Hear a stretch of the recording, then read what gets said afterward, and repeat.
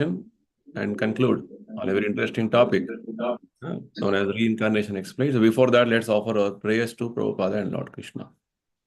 Nama Om Vishnu Padaya Krishna Prishtaya Bhutale Srimate Bhakti Vedanta Swami Namine Namaste Saraswati Deve Gauravani Pracharine Nirvisesha Shunyavadi Paschatya Deshatarine Jaya Sri Krishna Chaitanya Prabhu Nityananda Shri Advaita Gadadhara Shri Vasadi Gaura Bhakta Vrinda Hare Krishna Krishna Krishna Hare Hare Hare Rama Rama Rama Hare Hare Shri Radha Vrindavan Chandra ki Jai Shri Nitai Gauranga ki Jai Srila Prabhupada ki Jai. So I've been discussing on a very wonderful topic since last session, Reincarnation Explained. So this is actually a lecture Prabhupada has given in London in 1973. Wonderful discussion wherein Prabhupada is explaining about how just remembrance about the past lives, which can be very much fascinating for us to hear, oh, this person had this past life, this person had this past life. But the real goal of understanding this about our past life is to know that like this, we have been having many lives. Just that by good fortune, somebody may be remembering their past life. So the whole lesson is that we need to come out of the cycle of birth and death. Because again, going through the cycle of birth and death is very miserable, very painful. So this is the message which Prabhupada is going to give in this particular topic, Reincarnation Explained. So let's get into the details. All these discussions are happening by the inspiration of His Divine Grace, Srila Prabhupada, who is the founder Acharya of Iskcon, Worldwide Hare Krishna movement, wherein he has given all these teachings for us in a very simplified manner for our understanding and also absorption and following them in the life. Because Vedic principles, sometimes people think it's all in Sanskrit. How can we understand them? So we don't read Bhagavad Gita because it is in Sanskrit. No. Prabhupada explained the same principles, what is in that language of Sanskrit, in our language, English or whatever local. We have a lot of translations done. So in that way, any language, about 80 languages it is available, Prabhupada's books. So in your own language, you can understand the truths of life, facts of life. So we owe a great sense of gratitude to Prabhupada for his wonderful contribution. And let's just have a short recap of what we discussed in our last session on the same topic. Prabhupada was explaining that there are 3 stages of life. Childhood, youthhood, and old age. That's childhood, adulthood, and old age, right? All of us are going through these different cycles of life. Basically, Prabhupada was quoting from the Bhagavad Gita's one important verse. Krishna speaks in the beginning of Bhagavad Gita to Arjuna. Krishna says that the soul is actually going through different bodies. The soul is right now embodied, or rather it is got a body, it has got a dress now. So this soul having this body is going through different stages of life. That's what Prabhupada wanted to tell. How this aspect of embodiment for the soul is actually foreign for the soul. The soul per se is not having any such entanglements or any embodiments. It is actually spiritually existing. That's the understanding Prabhupada gives. So the 3 stages of life which we are experiencing right now with regard to our life is all part of this body. But we as spirit souls are existing eternally. Just like this body we live. After some time, when we leave this body, then we get one more body. The journey of the soul continues. Our existence is eternal. This is the important lesson Krishna gives in the beginning also. One is that we are spirit soul. Second is that our existence is eternal. Not that once our body is over or finished, the body which we have is finished, we are finished. No. Because we are not the body, we are spirit soul.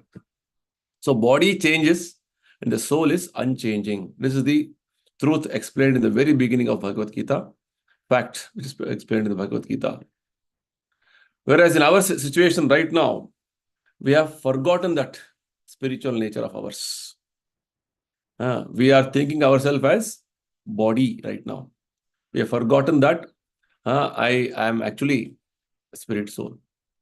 Just like Prabhupada gives example of how I may have forgotten my childhood years, childhood time, what I did. But because my parents were, existing that time, they all remember. Oh, I was in a child, I was crying like this, I was jumping like this, I was doing that, I was doing this. And so I have forgotten doesn't mean it doesn't exist. Right? It exists, but for me, for time being, I have forgotten that. So like this Prabhupada says, we have been transmigrating from one body to another. Dehantara, this is the word in Sanskrit used by Krishna. We have been migrating from one body to another body. Even this body also, in this life also, you see, we have changed so many bodies from birth up to now. And when this body becomes totally useless, then we get one more body. Prabhupada gives the example of a dress. It's like a person is wearing different types of dresses every day. Doesn't mean that person is dead. No. The person is continue to exist. Only is changing his dress. So change of body means we have change our dress. That's all. Very simple. Not that, oh, this person is left the body means he's dead, is over. He has taken one more body somewhere. So now the question comes, if I am spirit soul, I have a spiritual body, right? And I am existing eternally, my soul doesn't change. How to regain my spiritual body again? Right now, I am just conditioned in a specific situation of material body continuously changing. So how to regain my spiritual body? Right? So Prabhupada goes on to explain how. First of all, Prabhupada explains with regard to how there are different energies of Krishna. Krishna has primarily three energies.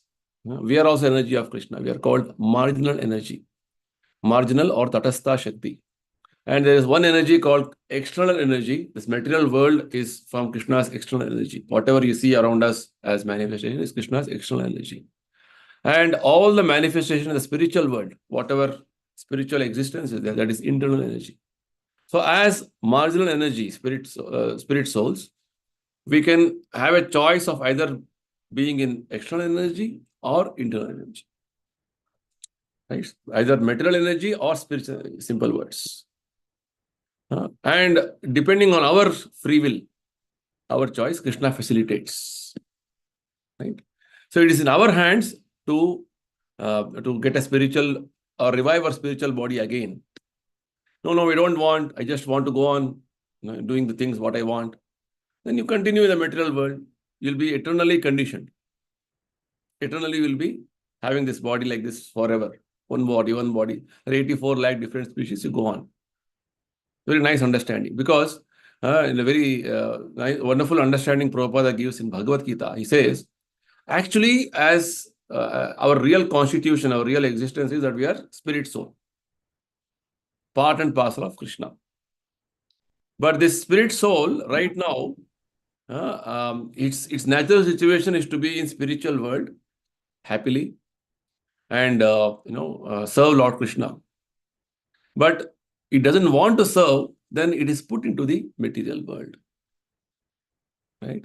So Prabhupada uses a nice word. When we misuse our independence to be in the spiritual world, then we are forced to we are forced to come to this material world. That's what has happened right now for us. So by our own free will, by our own use of proper independence, that we are all spirit souls. I am happy in spiritual world, this understanding, when it is awakened, then we can go back to spiritual world, revive our spiritual body. Okay. So actually, Lord Krishna is not that, he wants us to send to this material world. He's very unhappy. It's like no father would like to see that his children are suffering. His son is suffering, his daughter is suffering. All children want, all parents want their children to be very happy. So Krishna, as a very loving father, He's very unhappy for our suffering in the material world. Right? So he's made a lot of arrangements in the material world. But sooner we realize that this material world is not a place for me. It's a place of suffering, it's a place of temporary nature. And sooner we return. In fact, the whole scheme of things in the material world, the different various elaborate arrangements Krishna has made, is to take us back to spiritual world. Sooner we realize this, sooner we align with the arrangement and conduct ourselves in that way, that is for our benefit. No, I don't care. I don't want this. I just want to be in my own way. Don't understand the plan of Krishna. Don't want to don't want to align ourselves with the mission of Krishna. Then you will continue to be in the material world. So choice is in our hand. As Prabhupada says in one place, man is the architect of his own good fortune. Man also is the architect of his own bad fortune also. Right? So what is, where you are, what you are, depends on your decision. Right? So this much we understood in the previous session. So now let's continue our discussion. So Prabhupada further says how Krishna is managing this world as the master in the material world. When Krishna comes, we're discussing on the point of how Krishna has personally made arrangements in the material world with regard to reviving or rather, reclaiming us back to spiritual world. Right? So either Krishna comes or he sends his representatives. Right? We're discussing on the topic of Reincarnation Explained, a lecture from Prabhupada, wherein Prabhupada is explaining our situation right now. We have been reincarnating again and again in different bodies, but it is not very happy situation. So nobody would like to, if I ask somebody, would you like to die? Nobody will say, no, I don't want to die. Right? The news reports always keep giving us weather alerts. Today there will be cyclone, there will be heavy rains, heavy thunder, heavy snow. Why? Because all of us want to safeguard ourselves. All of us want to remain healthy and defend ourselves from various calamities. This is the nature of soul. Soul want to exist eternally, but it is forced in this world because we have got a body now which keeps changing. That is called reincarnation. So Krishna is telling you to stop this business of reincarnation. So Krishna has made some elaborate arrangements in the material world to make us realize that what we are up to or what we are doing now is not proper. Come to this path. It will help you to stop this cycle of birth and death. Reincarnation here basically means repetition of cycle of birth and death. That's the point. So Prabhupada says Krishna has various arrangements in the material world. In one of the arrangements, Krishna personally comes also. And when he comes, how does he manifest his energies? How does he display his energies is what is being discussed now. When Krishna comes, he comes in his original form. But unfortunately, we understand Krishna to be one of us. Why does Krishna come? He comes for us, he comes to reclaim us, to make us understand that, see, I am here, this is how my world is, this is how my devotees are. Just to make this display of wonderful spiritual existence, Krishna personally comes. Yada yada hi dharmasya glanir bhavati bharata abhyutthanam adharmasya tadatman sujamyaham. Bhagavad Gita statement, all of us will be familiar with this. I come again and again, every millennium, every yuga. Why? To reclaim us, to take us back to spiritual world. So, but when Krishna comes, we generally people misunderstand him to be like one of us, unfortunately. Oh, he's also like one of us. Maybe he must be a powerful man. He must be a little more, superhuman. That's all. So people misunderstand in that way, unfortunately. In one sense, he is one of us since he is the father and we are his sons. Right? Spiritually, qualitatively, we are one. Krishna claims this in the Bhagavad Gita, that we are all his children. He is the father. Qualitatively, we are all one. But he is the chief. This is the Vedic understanding. Nityo nityanam chetanas chetananam. He is more powerful than us. He is that one supreme Lord who is maintaining all of us. This is Krishna's position. He is the most powerful, the supreme powerful. We have little power, but Krishna has infinite power. There are so many superhuman activities Krishna performed when he personally came. He lifted Govardhana hill, right? He killed so many big demons, right? And he showed his Vishwarupa, universal form. So he is the most powerful, supreme powerful. He displayed this aspect when he was personally here. Whereas in our case, we are all limited. So we cannot compare ourselves with God. That is the difference between Krishna and us. We cannot be equal to God. Nobody can be equal to God, Krishna or greater than him. So when he comes, Krishna proves this by his various actions, by his various wonderful, interactions with different aspects in the material world, to show how he is supreme. Nobody can be equal to him or greater than him, right? So Krishna is mentioned in the scriptures that everyone is under Krishna. Ekale Ishvare Krishna Arasabha Bhritya. Everyone is a servant of Krishna. Krishna is the only master. So we're discussing on an important discussion here with regard to how to regain our spiritual body. To regain our spiritual body, we have to voluntarily align ourselves with Krishna's plans. To align with Krishna's plans, at least right now, in our minds, we have so many, so much of other misunderstandings and so much of misconceptions that he is great, or I am great, or President of America is great, or that somebody is powerful. So we have misconceptions, right? So our allegiance to who is great and where our worship has to go is all scattered, is divided. So Krishna comes to prove his supremacy, one thing, and also to make us understand, surrender to me. That is for your welfare. Sarva dharman parityajya mam ekam sharanam vraja. This is the final conclusion of Bhagavad Gita. Krishna is telling, give up everything and just surrender to me. That is for your good welfare.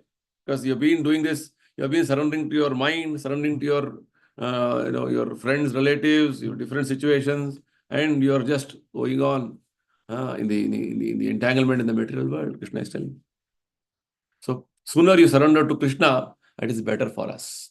So this is the Vedic statement. Ekale Ishvara Krishna Ara Sabha Pratya. Everyone is servant of Krishna. Krishna is the only master. This is our situation, actually. Bhoktaram Yagna Tapasam Sarva Loka Maheshwaram. These are all statements from the scriptures. This is physically from Bhagavad Gita. Krishna is telling, I am the only enjoyer. I am the proprietor. Krishna says, and this is a fact. Right? Last session we discussed about what is known as existential truth and experiential truth. Existential truth meaning these truths are facts, or these principles are eternally existing. That's how they are constitutionally. So Krishna's position is, he is the enjoyer, supreme enjoyer. He is the supreme proprietor. Right? Our position is subordinate. We are always servants. That is our situation. This is existential truth. It's like in your house, one day you're not there and your servant is somehow sitting in your big chair where you generally sit. And he thinks, I am become the proprietor today, master of this house. And you suddenly enter and see you sitting in your chair. So for some time, if somebody thinks or feels, oh, I have become master, that is, he is an illusion. Just thinking or just assuming or imagining that I have become God is nonsense. That's what Krishna wants to tell. So these are not facts. They are false. It's not truth, it is false. It is illusion. Like this in the material world, we have assumed false situations, false positions, and thinking ourselves to be master. Taking Krishna's position. Krishna says, I am the enjoyer, I am the master. But I am saying, no, I am the enjoyer, I am the master. This is the problem. Sooner we come to our proper sense, then we revive our spiritual body. Otherwise, we'll continue in this way. Sometimes this life, sometimes as Devata, sometimes as animal, and our life goes on. So Prabhupada explains why our situation is such that now we are not able to understand this aspect. Prabhupada says we forget and Krishna remembers everything. In our case, right now, we have forgotten what we are. Because of our forgetfulness, we are in a cycle of ignorance going on life after life. So we are changing our body, but Krishna does not change his. You should understand this. Very important point Prabhupada is making. In our case, we constantly keep changing our body. Right? When in this life you see, how many bodies you have changed? Whereas with Krishna, Krishna does not change his body. Does not change his body, meaning we may say, oh, Krishna also took birth. Krishna also, was a small baby. He grew into a boy, then adult. Yes, these are all, his leela with regard to when he comes. And whereas when it is said Krishna doesn't change his body, even though Krishna is showing his growth in the material world as a leela, he doesn't forget anything. In our case, once we have changed our body from this life to one more life, forgotten. Even in this life also, you see how much you remember about your childhood. Or say even a few years ago. Our nature is forgetfulness, which means our situation is we are very minute. Whereas with Krishna, he remembers everything. What has happened in the past, present, future. That is Krishna. Right? He remembers everything, even though he may display different types of manifestations in different various leelas. It's a very important principle. So we change our body, Krishna doesn't change his body. The proof is that Krishna remembers past, present, and future. In the 4th chapter of Bhagavad Gita, you will find that Krishna says he spoke the philosophy of Bhagavad Gita to the sun god some 120 millions of years ago. Right? Very clear example we have in Bhagavad Gita. Krishna said to Arjuna, this science of bhakti or science of knowledge of soul was spoken to sun god 120 million years ago. How does Krishna remember this? So Arjuna was surprised and asked Krishna, both of us seems to be, we are all contemporaries. How is that you remember and you're telling that, you're speaking to sun god, how can I believe you? Krishna says, I remember everything, but you forget. Both of us have taken different bodies. But in my case, I remember. This is a specific aspect of Krishna's body. That's why it's called spiritual body. Spiritual body doesn't forget anything. It always remembers everything. How does Krishna remember? Because he does not change his body. Right? He does not change his body. Because his spiritual body, as it is, he is coming, the material world. We forget things because we are changing our body at every moment. That is a medical fact. When the modern medical science proves this, we're changing our body, so we forget. The corpuscles of our blood are changing at every second, but the body is changing imperceptibly. Right? There's so many changes, so many cells are dying, and so many cells are taking birth. Constantly, things are changing in our body. The whole configuration of the body is changing constantly. When the modern medical science is telling this. So the point is, in our case, we are constantly changing in our body. That is why father, the mother of a growing child do not notice how his body is changing. So the one word Prabhupada uses, is imperceptibly. Just like the father and mother is seeing the child slowly growing. They say, it's very nice. In front of me, it's like this 1 year, it has grown. Slowly it is happening. Whereas the same thing, if you have seen a child, a baby, and after 5 years, you see the child, it's grown so much. For you, it is like a change, big change. For a child, for a father, because every day is seeing, he is not able to notice that small change, incremental change. Imperceptibly, we are changing our body. A third person, if he comes after some time and sees that the child has grown, says, oh, the child has grown so big, right? But the father and mother have not noticed that he has grown so big, because they're always seeing him and the changes are taking place imperceptibly every moment. So our body is always changing. But I, the soul, the proprietor of the body, I am not changing. That is to be understood. Very wonderful principle Prabhupada is explaining here, that the body is changing, soul doesn't change. Actually, this principle, we don't want to change actually, right? Given a situation. Change means what? For us, change means becoming from adult to old. No, I don't want to become old. Heart of heart, as spirit soul, I don't want to change, because that is spiritual nature, spirit's nature. But you are forced, because you have got a body here, you are forced to go through those changes. So why this force is happening here? Why this situation of pain, temporary situation, miserable situation is there in the material world? Why? Because just to remind again and again to us, this is not your real nature. It is all foreign to you.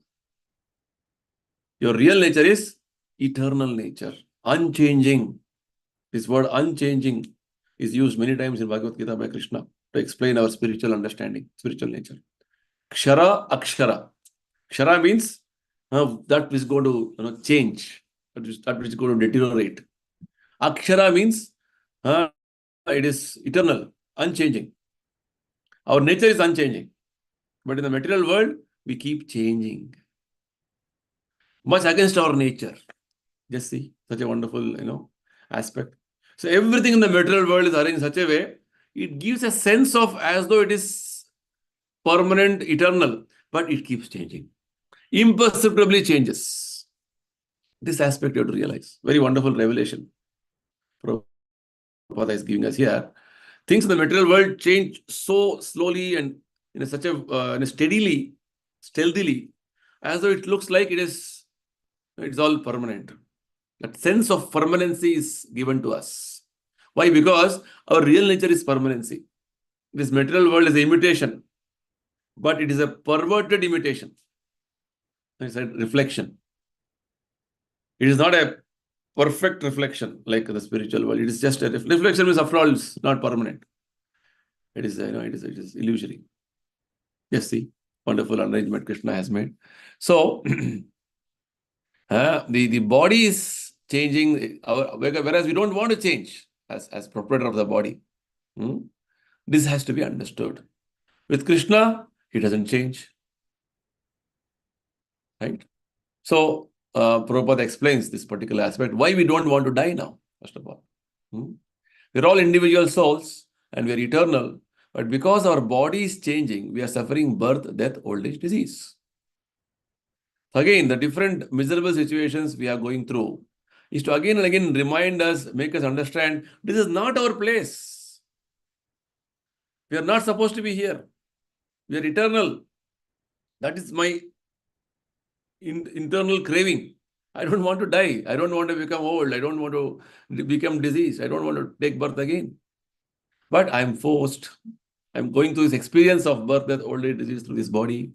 Why? Because I have forgotten Krishna. I have misused my independence.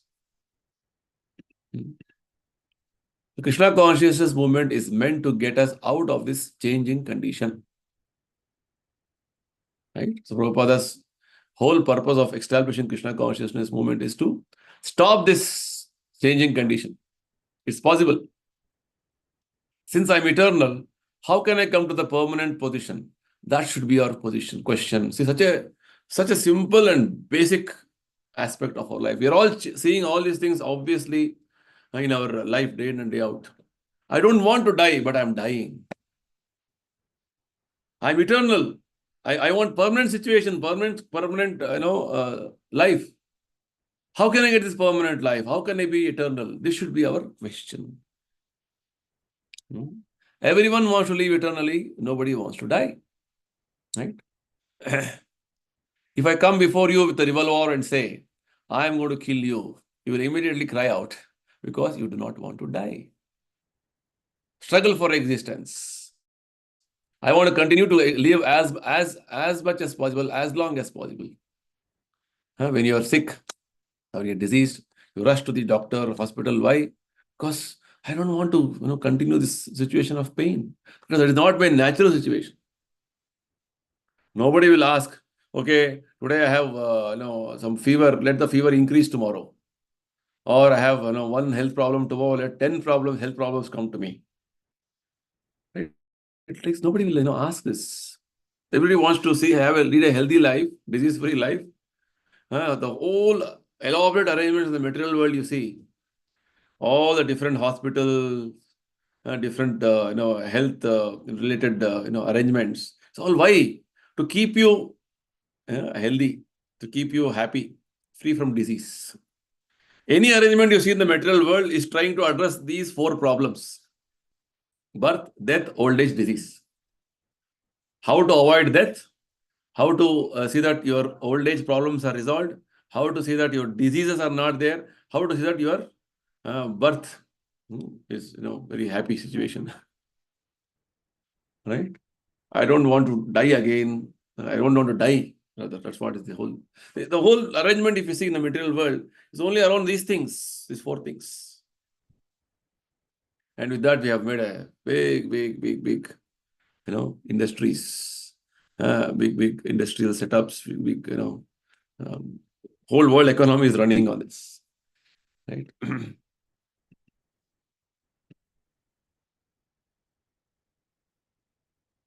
This is not a very good business, to die and take birth again. It is very troublesome, right? It is why, because as spirit soul, I don't want to die. I am eternal Sachidananda. This we all know subconsciously. We know that when we die, we'll have to again enter into the womb of a mother. And nowadays, mothers are killing the children within the womb. Just see what is happening right now. So our way of acting in the modern days life is, we are so ignorantly acting, and we don't even see the consequence of our actions. And again, another mother. The process of accepting another body again and again is very long and very troublesome. The scriptures explain to us how once you leave this body, to get one more body, it will take 9 months for you. And that whole process is very troublesome, very, very painful. And you remember all the troubles, what you have undergone during your birth for all the previous lives. Bhagavatam explains. You remember 100 births at least. How you're born, how much painful it is. Right? Very nice example is given by Prabhupada one place. Just like a lady, when she's pregnant, woman, that labor pain, pregnancy, during pregnancy, and all those things, it's all very too much painful it is. She will promise, this is the last time I'm going to give birth to a child. After this, no more birth of any child. But after the child is born, then she forgets that. Again, one more child.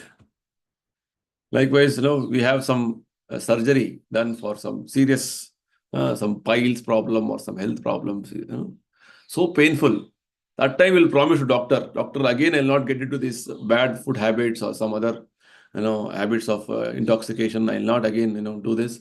This so painful it is, like dying situation. But again, after he's recovered, again he'll go back to the normal. Again he'll go back to those habits. So, we have to become intelligent enough, first-class intelligence. Just by hearing from scriptures, our life with regard to birth also is miserable. It's not that, people always celebrate birth, but they're very unhappy with death. But Bhagavatam says, birth also is miserable, because going through that whole cycle of birth, it's very, very miserable, troublesome. There's a specific section in the Bhagavatam describing about this birth, how it is miserable. The child remembers all his past lives and is praying to Lord Krishna. I'm so foolishly, ignorantly doing all these things again and again, getting into the womb of one more mother again and again, going to cycle of birth and death. Krishna, this is my last life. After this, I don't want any more life. Please give me proper direction, proper knowledge. When child comes out, forgets everything. This is what is happening with us. Okay. Then again another mother is process of accepting. Another body again and again is very long and troublesome. In our subconscious, we remember all this trouble. And therefore, we do not want to die. Just see, Prabhupada is telling. In our subconsciousness, all these pains and miserable experiences are all recorded. That's why we don't want to die. Somebody is afraid of some specific situation, specific experience, maybe going to a very high altitude, is very fearful of that person. And that is recorded in his mind, in his consciousness, subconscious mind. Right? So whenever you speak about that going high altitude, he doesn't want, because for him it is very fearful. Likewise, there are so many memories, past memories of our previous lives with regard to our birth, our disease situation. Why sometimes people are specifically are they are very allergic to something, or they are very they don't like some situations. It's very fearful for them. Why? Because it's all stored in our chittam. Chittam means it is the subconscious mind having our memories, experiential memories stored.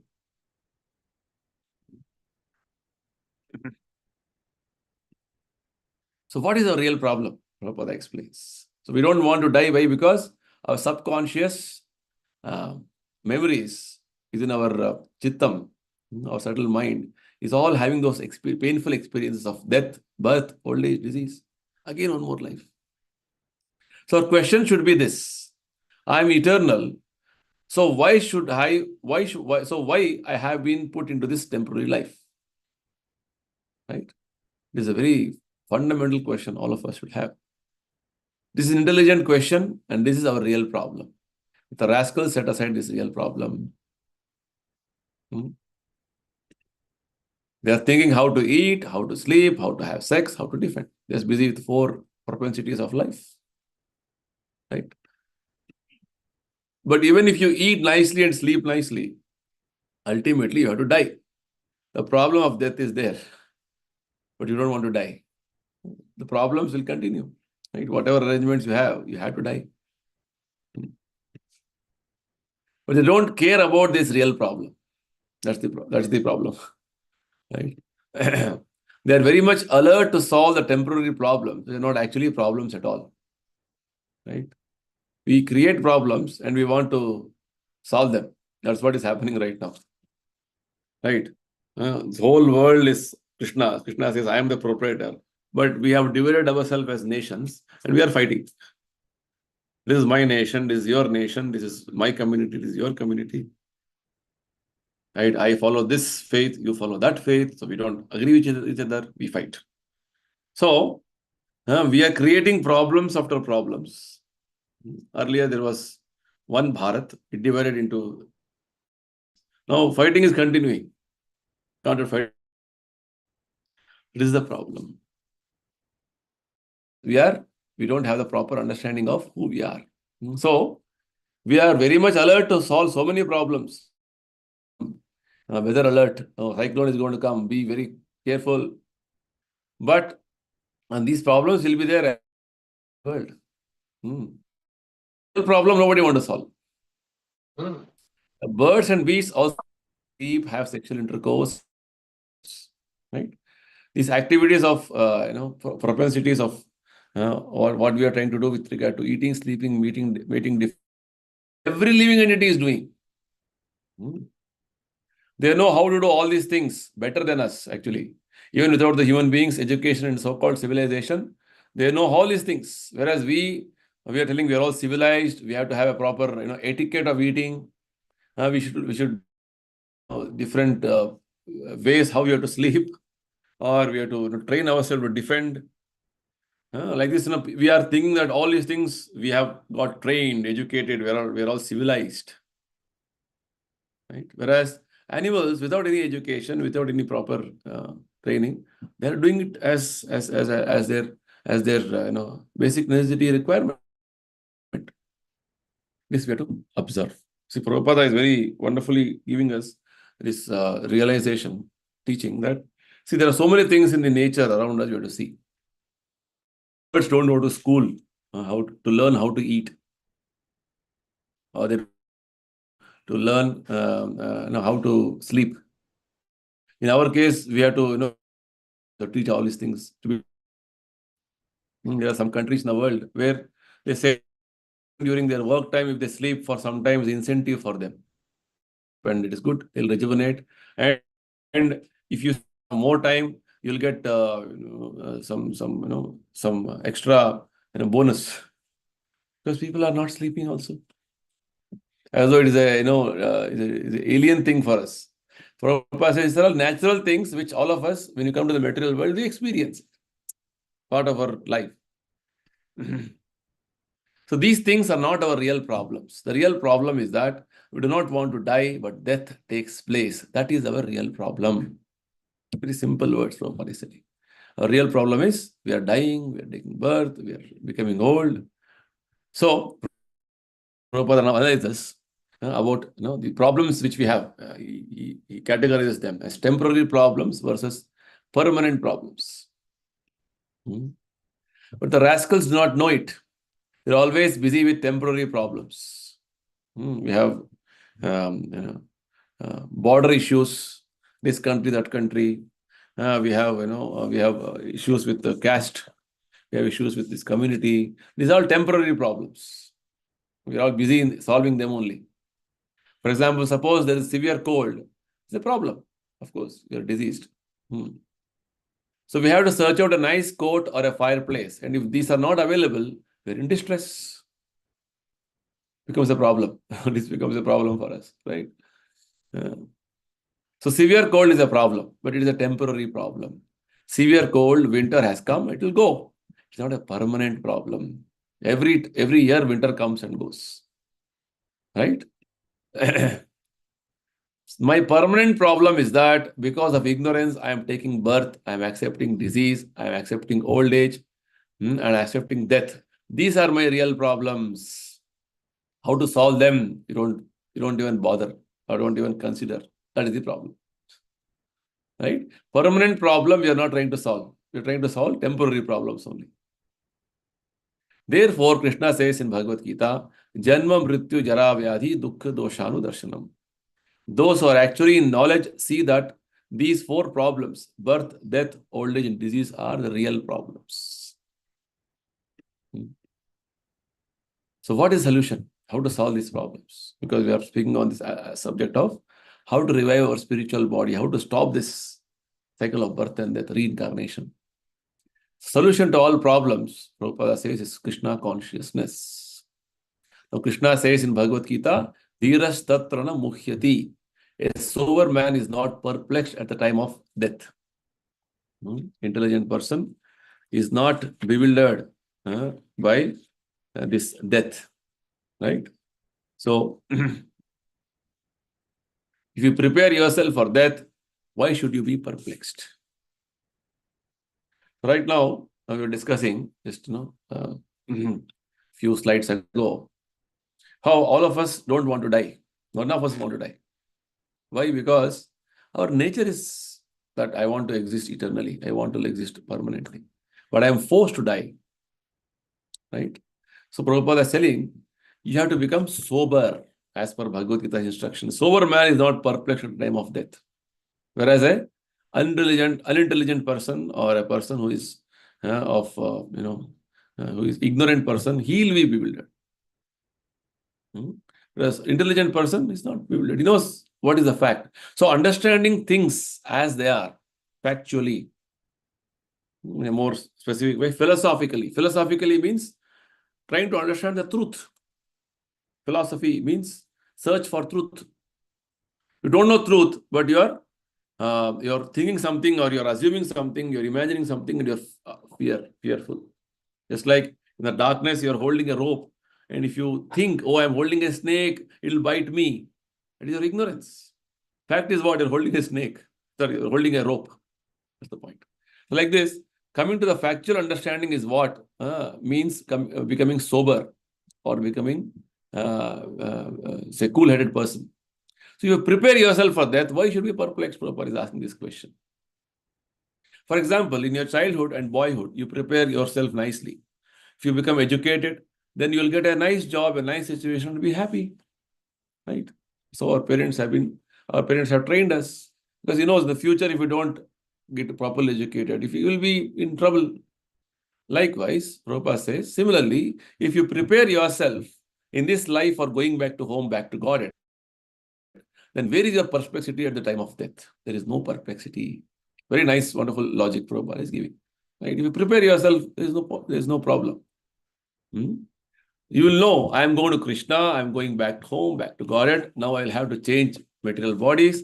I will have my spiritual body. Now I shall play with Krishna and dance with Krishna and eat with Krishna. You see? This is how you have to train yourself. Krishna consciousness means how to be with Krishna always. So this is Krishna consciousness, to prepare yourself for the next life. So Krishna consciousness means your consciousness is being trained with regard to having only Krishna's instructions and Krishna's Leela, Nama, Rupa, Leela. But this is how our natural situation of Atma is. Soul is supposed to be Krishna conscious. But right now the soul has forgotten I am Krishna conscious. It is assuming something else as my consciousness, the body consciousness, whatever situation it is. Right? That body consciousness has to be changed to Krishna consciousness. That is our real nature. So this is Krishna consciousness, to prepare your next life. So Prabhupada gives example of how devotees are not afraid of death. Example of the kitten and the mouse. Very nice example. Sometimes a dying man cries out because according to karma, those who are very, very sinful are horrible, see horrible since the time of death. Right? People are all sinful in this present situation. So why? Because when death is approaching, Yamarutas come. They are quite scary, fearful. So it's very, like horrible. It's like you see a horror movie, become very terrified. So they are ready to take you. So he's crying. Right? This is what happens to people in the Kali Yuga. So Prabhupada says, the sinful man knows he's going to accept some abominable type of body. All these vast memories will come up at that point of time. Oh, such a, I'm going to get one more body, abominable body. You're going to degrade yourself. He's crying. But those who are pious, the devotees, die without any anxiety. Why? Foolish people say, you devotees are dying, and the non-devotees are also dying. So what is the difference? Krishna consciousness basically means leading a life of, piety, pious life, punya life, not a life of sin. So when you have done all activities in a way that, conforming to what Krishna says, then where is the confusion? Where is perplexity? Somebody may ask, your devotees also dying, non-devotees also dying. So what is the difference? So Prabhupada says very nicely, the difference. A cat catches her kitten in its mouth. It also catches the mouse in its mouth. Right? The cat will catch any food in its mouth only. Even the kitten, in the kitten also, her small baby's kitten also, she catches in her mouth only to transport them. Superficially, we may see that the cat has caught both the mouse and the kitten in the same way. It may look like that. But there are differences of catching. The kitten is feeling pleasure. Oh, my mother is carrying me. Warmth, affection. Right? And the mouse is feeling death. Oh, now I'm going to die. That is the difference. Right? For a mouse, it is death experience. For kitten, it is mother's warmth, loving experience. So although both devotees and non-devotees die means change of body. The difference of feeling at the time of death, just like the kitten and the mouse. Very wonderful example. So don't think that both of them are dying in the same way. The bodily process may be the same, but the mental situation is different. This is what Bhagavad Gita is teaching us. Art of dying. Right? We have heard about art of living. But Krishna is teaching us art of dying. Because all of us have to die one day. But devotees' death means after leaving this body, you will not get one more body. Whereas ordinarily people die or leave this body, they get one more body, again painful, again miserable situation. That's the point.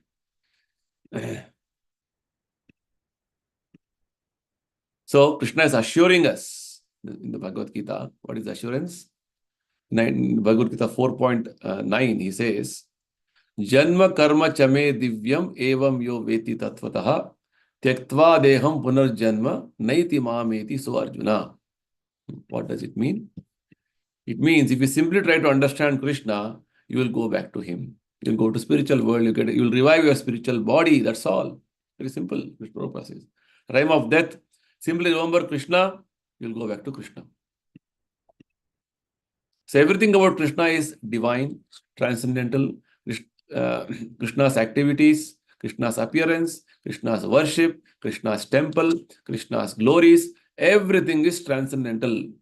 So, when Prabhupada said to prepare yourself for next life means prepare your consciousness by your actions.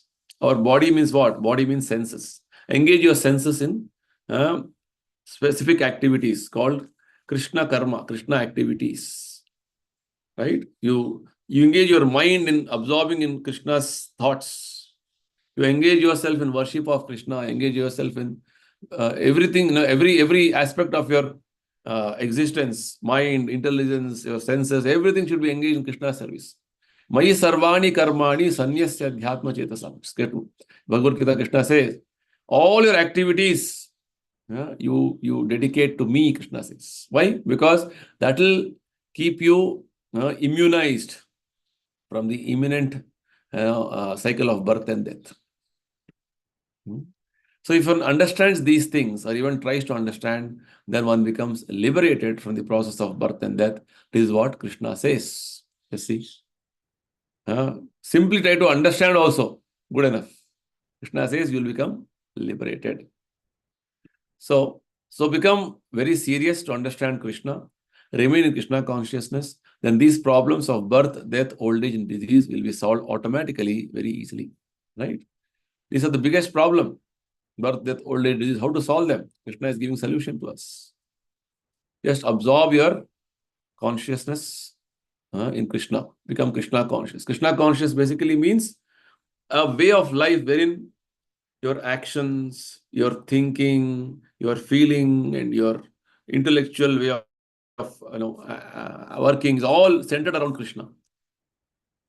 Right now, our actions are centered around me and mine. Me as a personal person, as a body, and others are my these family members, my community, my society. Our consciousness is absorbed like this now. It has to be changed to Krishna-centered life. My family is going to have Krishna as the object of worship.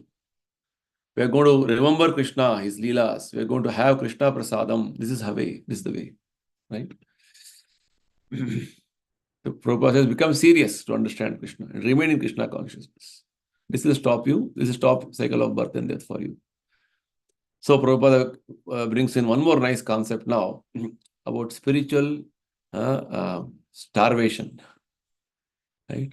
A dhira, a sober man will think, I want to live eternally. Why does death take place? I want to live a very healthy life. Why does disease come? I don't want to become an old man. Why does old age come? Right? This is called dhira. Dhira means sober person, a person with cool head. He's thinking, I don't want to die, but death is forced upon me. I don't want to become old. Old is forced upon me. What is happening with me? Janma, Mrityu, Jara, Vyadhi. These are real problems. One can solve these problems simply by taking to Krishna consciousness, simply by understanding Krishna, is what Krishna has assured us. As far as understanding Krishna, the Bhagavad Gita is there, very nicely explained. So make your life successful by understanding Bhagavad Gita. That's all. Very simple. So understand that you are not the body, you are embodied within the body, but you are not the body. This is a basic understanding you should have. Read Bhagavad Gita, you'll come to this understanding. You are not the body, you are spirit soul. For example, a bird may be within a cage, but the cage is not the bird. Right? You may be going in a car, but you are not the car. You are a person in the car. Foolish persons take care of the cage, not the bird, but the bird suffers starvation. Right? You may take care of the cage only. Just like right now what we are doing, you're taking care of the body only. Soul is neglected. Because of which we are suffering spiritual starvation. Therefore, nobody is happy in the material world. All the different types of disappointment, frustration, bewilderment, all the various negative things happening, the negative emotions going on in the world around us is because of lack of spiritual nourishment. Very simple. We are spiritually starved, because of which all these problems are coming up. It's like you are starving for a day or two. What happens? You'll be crying, no? You'll be desperate for food. The whole reason for unhappiness in the material world is spiritual starvation. That is why you see that in an opulent country like America, enough food, enough residences, enough material enjoyment is there. Still they are becoming hippies. Right? What is happening around us, you see? The young people are not satisfied because of spiritual starvation. Materially, you may be very opulent, but if you spiritually starve, you cannot be happy. Right? Whatever situation you are in the material world with regard to best of the best facilities, best of the best comforts, everything is of no use. The example of fish out of water, you should remember. Fish can be provided all the comforts of life, but if it is not within water, whatever comforts you give as per your understanding, you will not be happy. It will be starving always. Likewise, the situation is like that. Material, whatever comforts you have, whatever situations you have is all of no relevance for us because we are spirit souls. We are spiritually starving as of now. So Prabhupada is giving a solution here. We have to rejuvenate. This is the last. I'll take a few more extra minutes. Spiritual rejuvenation. How to rejuvenate ourselves. As a spiritual rejuvenation is required, you must realize, Aham Brahmasmi. I am not this body. I am Brahman, spirit soul. Then you will be happy. Right? This is the first step in spiritual rejuvenation. Brahma bhuta prasannatma na sochati na kankshati samas sarveshu bhuteshu mad bhaktim labate param. Krishna says, then when you have this Brahma bhuta stage with spiritual understanding that I am not the body and spirit soul, then there will be equality, fraternity, brotherhood. Otherwise, it is all bogus. Simply high sounding words. Right? You may speak of big things. Right? But all these things is impossible unless you come to this spiritual understanding. There cannot be equality, fraternity, and so on without Krishna consciousness. Prabhupada is making a bold statement. Come to the spiritual platform, then you will see everyone equally. Materially, nobody can be equal. Only on spiritual platform we can see everybody as spirit souls. Otherwise, you will think, I am a human being with hands and legs. The cow has no hands and legs. So let me kill the cow and eat. You see, and this is what is happening right now. There are some people telling that, oh, animals don't have soul, so we can eat them. Why?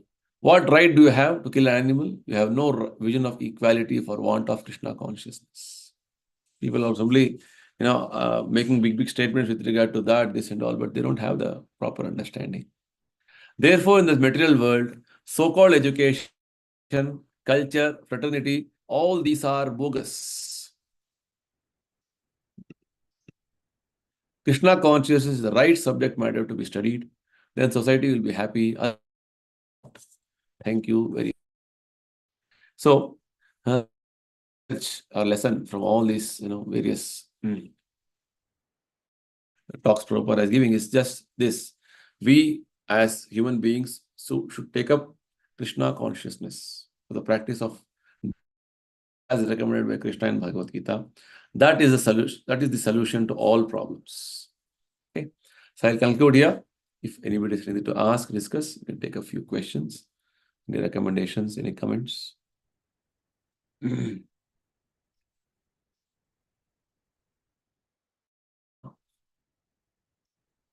Okay, so no questions. We'll conclude here and we will take up one more wonderful topic next session. Okay, thank you everybody.